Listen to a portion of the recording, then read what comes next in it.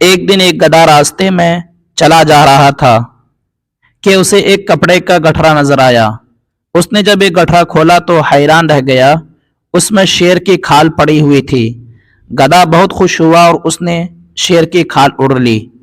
آہا، یہ تو بہت اچھی ہے، اب میں کیسا لگ رہا ہوں؟ یہ دیکھنے کے لیے گدھے نے قریبی تالاب میں جا کر اپنا عکس دیکھا۔ اب میں شیر بن گیا ہوں، اب میں ان سب کو مزہ چکھاؤں گا جو میرا مذاق اڑاتے تھے۔ گدھا بھاری قدموں سے جنگل میں داخل ہوا۔ پہلا جانور جس نے شیر یعنی گدھے کو دیکھا وہ تھا ہرن۔ شیر ہرن کانپتے ہوئے بولا اور خوفزدہ ہو کر درختوں کی طرف بھاگ گیا۔ کتنا مزہ آیا! گدھے نے اپنی کامیابی پر خوش ہو کر کہا۔ اتنے میں دیکھا کہ بی لومڑی آ رہی ہے۔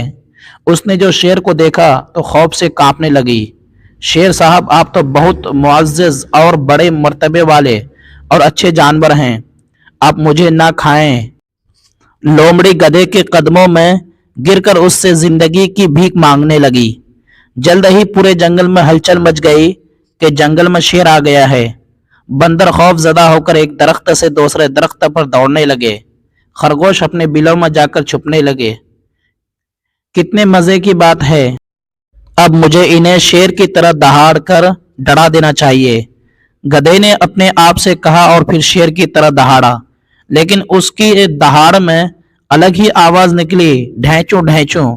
سب جانوروں نے یہ آواز سنی اور باہر آ گئے۔ انہیں گدھے کی اصلیت جاننے میں دیر نہ لگی کہ یہ دراصل گدھا ہے، شیر کی کھال میں آ گیا ہے۔ سب جانوروں نے آ کر گدھے کو وہ درگت بنائی کہ مت پوچھیں اس کا کیا حال ہوا۔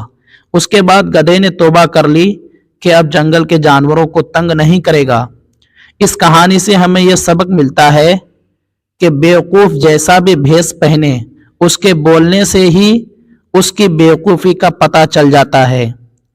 اسی طرح اردو واقعات اور کہانیاں سننے کے لیے ہمارے چینل کو لازمی سبسکرائب کریں۔